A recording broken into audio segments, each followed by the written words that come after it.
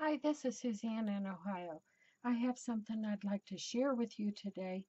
This is my take on decorated parchment bags. They're done with parchment paper, just like from the grocery store. Nothing hard about that. I do know that this paper comes in creamy white or almost a parchment color, which is a little bit tannish, which I need to go to the store and get my hands on some of that.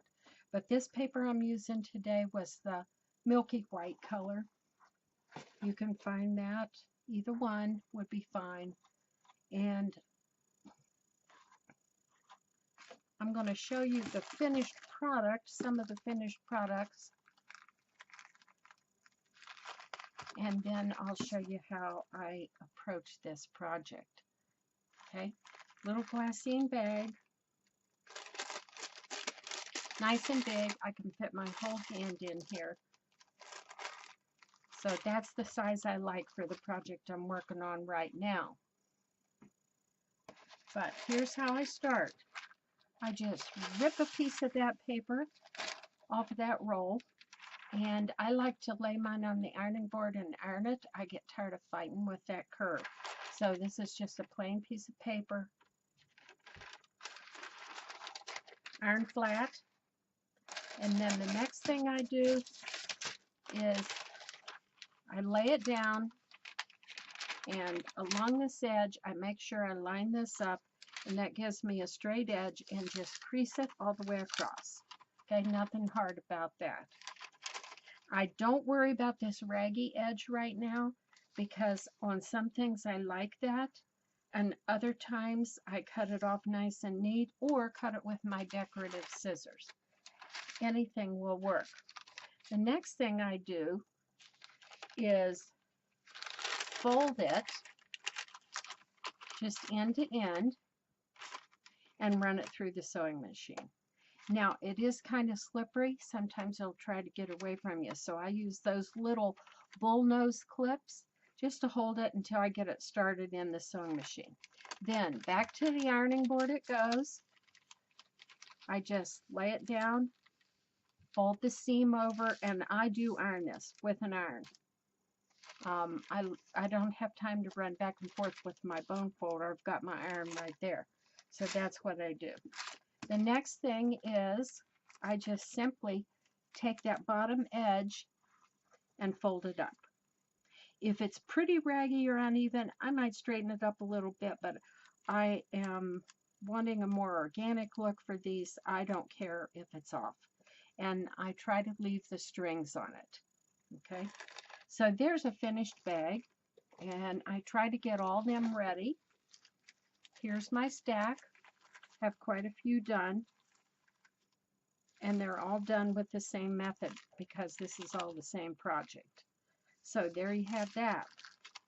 Now the next thing I might do is take my distress inks, and I like to use those with, you know, that's white on white. I wonder if you can even see it very good. But I like a sponge. I use my makeup sponges, and then I go along any edge that I want to. Although sometimes I wish I hadn't done it first, because then my collage might end up in a different color scheme than I had anticipated. But anyways, whichever way you want to do it. So you can see on this one that I distress inked all the way around, and some of them I did the back, some of them not. And then I began to form my cluster. Now I'll just talk a little bit about that, and you can use anything you have. So on these, I just want to point out what I've used. This is a piece of fabric with a rubber stamp stamped on it. I had done those years ago for another project, and I just happened to have one. So voila! Just a reminder, never throw anything away. This is also on fabric. It was a computer printout of a mariner's compass. I had printed pages full of these, I call them thought-provoking words. I had done those, and I just chose that one. seam binding, lace seam binding, a little bird, I'll tell you about that in a minute, and the banner, which I rubber stamped alphabet stamps on there. Keep the faith. So that's just one thing. Here's another example. This was from the same batch where I had rubber stamped on the fabric, so I had that left. Chose coordinating colors. This was off of a greeting card, this sentiment, old greeting card. Piece of lace, and here's a little FYI. If your lace doesn't exactly match your color scheme, use your distress inks on it. So I color lots of lace and trims, or even the edge of fabric, with my distress inks. Then I can get a congruent color scheme going. Same thing here. These are my own folded banners. I'll show you more about those in a minute. And I just stamped on them. And my bird. All right, so let me tell you about these collage pieces. Well, wait, let me show you one more thing. Okay, here's one more. This one, again, has a folded paper banner, scraps of fabric, scrapbook paper, a moth that I had printed on fabric through my computer, one of my little birds, a scrap, and this is wallpaper in this instance, but it doesn't have to be. I have plenty of music sheets that I could use. All right.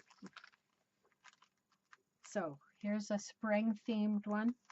This pair of boots with the chicks and hens, I printed that off the computer. There's lots of free things you can get on the computer. And the moth, I drew myself and then colored it. And then one of those paper banners, a bird. He's got some little beads on his necklace. This stuff right here, that's that drywall wefting tape to put drywall together. Had that for a long time. Many uses for that stuff. And this is backed with just tissue pattern paper and then stained with distress ink. Okay, for now, let me talk to you about these pieces and parts, and then I'll show you how I go about this. Now, this is where you begin to wonder if you're obsessive. Okay, so here's my bin full of small pieces and parts for any project. I do have some kind of organization here. I've got all kind of printouts, things I've saved. A lot of this is my own artwork. It's prints of my own artwork, and there you have it. So anything I need, I can pull right out of this bin. And if there's something specific that I want that I don't have, I can look on the computer and print it out. I don't like to slow myself down quite that much. I want these things ready for when I get ready to put things together. So in addition to this bin of paper items, I have my container of scrapbooks, paper scraps, and I have a pile of lace and trim and everything else. Let me show you a few more of these, and then I'll talk to you about the banners and the birds. Okay, here's another one. Very simple. And if you've seen any of my other videos, I have one called Use Your Artwork in More Than One Way. This little print right here is a cross stitch that my sister did. So I scanned it, shrunk it, printed out several copies in several different sizes, and I have that to work with. It makes a nice element. Scrap lace, rubber stamp printed on fabric, lace, and my little bird. Another one here, more of a spring theme again. Bird. This is another cross stitch that my sister did. I scanned it, printed it. There you have it. A computer image of an old-fashioned wooden garden cart. And these behind are scraps of pattern paper and the instructions, and then a piece of gauze. There you have it. Okay. An image I got off of online. A little tiny snippet of a poem that came out of an old ideals book. This came out of an old ideals book. This is scrapbook paper. This is fabric. And it pulls it together with the color theme that I wanted. And this one, let's see, paper, rubber stamp on fabric, scrapbook paper image, which I fussy cut out, and then words. I have sheets and sheets full of these thought provokers, I call them, and they come in handy. And in some of these cases, I sewed these things together as one cluster and then glued them on the bag. So let me talk just a minute about that. The other YouTubers are right. I learned a lot from them. The only glue that I could get to make this stick on the parchment was Aileen's tacky glue. I used a couple others. I even used another one that was her brand, but not the same tacky glue, and it just peeled right off. But I'm telling you, these things, they are stuck. They are stuck. I maybe could rip them off, but they're not coming off for years if you don't pull on them. But I start out with something underneath. The biggest item in this case was this scrapbook paper, and then just start adding the elements on. You could also put a thin piece of gauze or a very thin piece of Pellon under there, and that's your foundation, and then just start sewing where you need to sew. You don't have to sew around every single edge, because if you do the item that is closest to you first, that catches everything that's underneath it. So in this case, I just sewed on two sides of this sentiment. I sewed all the way around this. I did sew around these two before I got smarter. And there you have it. All right, another one. This one is also, this is a cross stitch that my sister did, the same one you saw a minute ago. And these are my mushrooms. I do a little bit of watercolor.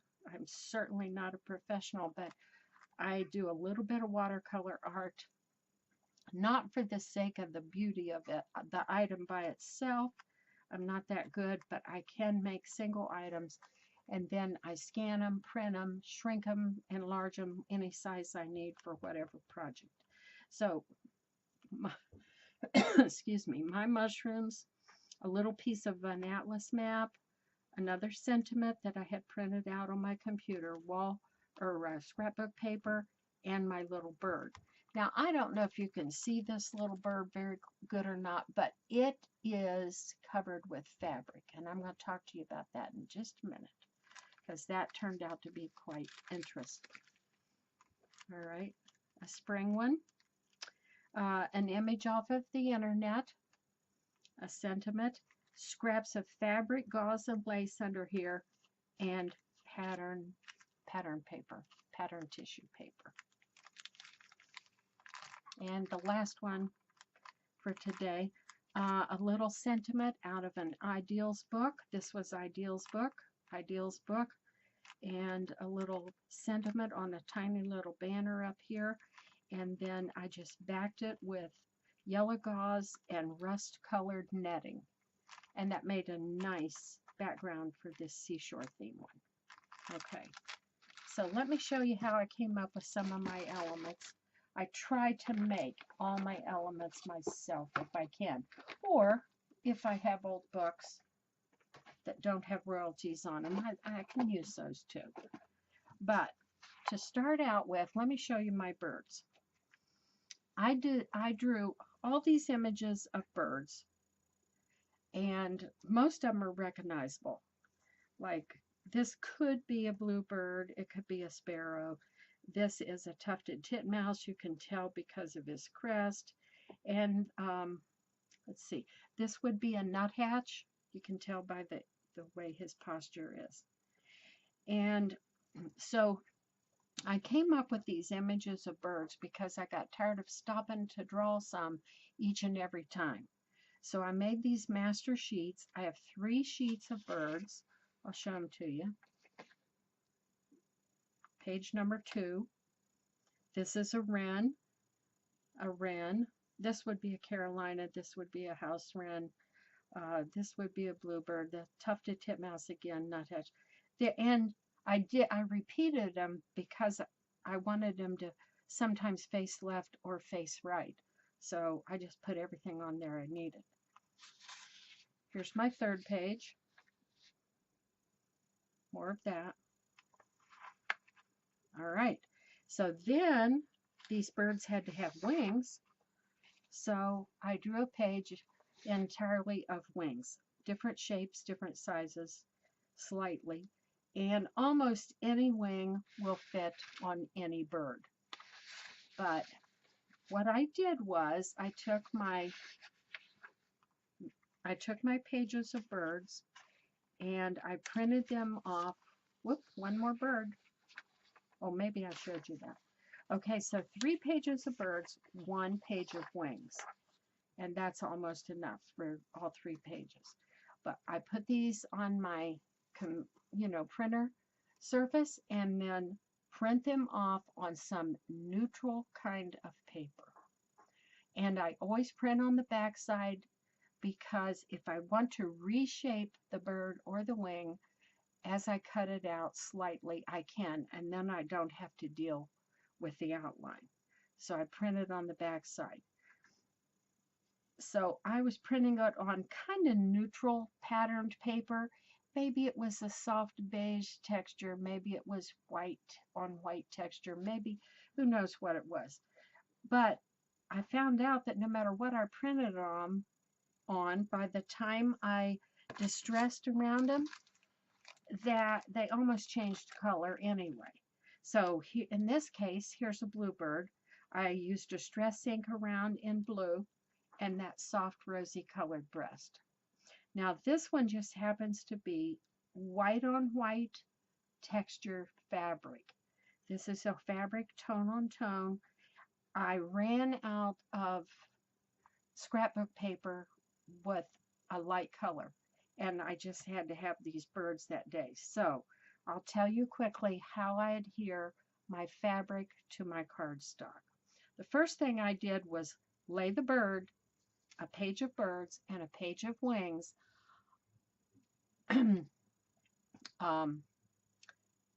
on the and print them on cardstock. I printed these 2 things off on cardstock. And then I take my cardstock that has this on one side, and on the other side, the opposite clean side, I take it to my ironing board and I web fuse it to the fabric, or vice versa, however you want to think about it, the fabric to the cardstock.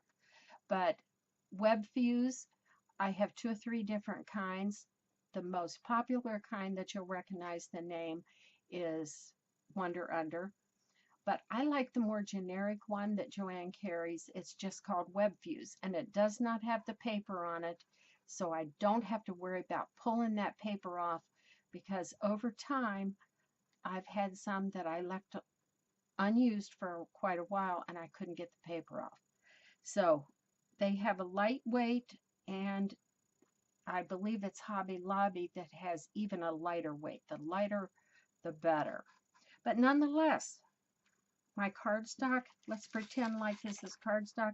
My cardstock is laying down. I cut a piece of web fuse the same size as my paper, and I have both of those laying on a piece of parchment so as to protect my ironing board in case a little bit of that web fuse gets off the edge. And then I lay my fabric down and iron it on there. And I iron it from both sides, get it real warm, and make sure that that adhesive is melted. Then I have a piece of fabric paper, in essence. So I cut out my birds and their wings, and then proceeded to just stain them, with my distress ink any color I wanted. Let me show you one here. This one, I used 2 inks together, purple. It was a purple and a beige, and so it blends with my color scheme here. This one is a wren, and so it is just stained around with a soft warm brown. And right now I can't think of all the names of those inks, but you know what they are. All right, so that. So the next thing was, oh, let me show you these. These are okay, cute. Get this out of the way. So here's some of my little birds, not done with fabric. These are done on paper. Now this was tedious because I couldn't print a whole page. I didn't want a whole page of birds all the same color. So I did these on, again, neutral fabric. For instance, this one was music sheet, and then I individually cut out a blue wing. This was script paper, and you can just see these here for yourself. Here's another fabric one, and another fabric, and fabric, fabric, paper, paper, paper. Isn't that nuthatch cute? Now he was just some printed paper that I had scraps of. I always use all my scraps. So that's what the birds can look like. So if you want to make your own birds, I have posted my patterns for the birds and the wings on my Etsy site as a digital download. So as a set, you can get a page of wings and 3 pages of birds. And of course, you can resize them as you print them. So there's that. That's on my Etsy site, and I'll put a link down below so that you can find them easily. And then the next thing was these banners. I started cutting out so many banners that I just made myself patterns. For instance, this is a folded banner, actually 3-dimensional, where I folded the loops into it and then stamped on it. Let me show you these again so you can notice. This is just a 1-loop banner right here. Let me find another one. And this one, Happy is a Choice, that banner. And then this one, Keep the Faith. Let me show you that one up close. And so I love the dimension of these, and I can fold them forwards or backwards. Let me show you how that works. All right. So just to say, I made my own banner patterns, made several sheets of them, 3 I think, yes, 3 sheets of, and then I can just print them off on a neutral paper and stain them, or I can print them on some on plain white or cream. I have a lot of cream cardstock. I use a lot of that. I don't have any examples of this one, but this is a banner folded with a large face. I don't know what you call that, but anyways, there's 3 of those that have a large space. Now, if you don't want to stamp individually with rubber stamps, you can take your little chatter words. You know, we've all got packets of those, or you can make your own, and you can make these little tags and glue them on the front. So you can see how that would work. I'll show you again. Let me just leave these here for a second. Put these aside, and here's my little bin of banners that I have kind of ready, not entirely. I might restain them or add more color to them, but here was one, and this has 1 fold on this side, 2 on this side, and I just stamped on it, make every day count. All right, so when you unfold them, that's what they look like. And when I said you can fold them in or out, you can fold this the completely other way if you want, for some reason, one fold to come out, the other fold to go in. There's all different ways you can fold them. So on my patterns, I gave myself a hint where to fold them. I put a little dotted line there. You can see them right here. And then I can fold them this way, or I can fold them this way. Okay? The only thing I would say is you have to make sure your words are going to fit, because you're going to lose some space once you fold it over. So you can't stamp right up to this line because you need room for that to fold backwards on itself. And there's a nice big banner. Now, I don't like the back of them to be plain if they're going to be seen from another angle, so I sometimes stain on the back side too. Okay, and there's one ready for stamping. I haven't decided what words to put on it, but I have these all ready to do anything I need with them. Okay, so there you have it. The patterns for these are on my Etsy site, as well as the patterns for the birds, and I can just, or you can go there and download and look at that. I don't even mind if I tape or glue these on and the edges stick out. I don't mind. But I do stain around this edge and maybe put a little backing on it, and then it looks like sometimes you just tacked it on, like pounding a sign up on a wall. Okay, so there you have it. And show you these one last time, just a few of them. Decorated parchment bags. Okay, hope that inspires you, and come back and look at my channel again. And I'm Suzanne in Ohio. Thank you.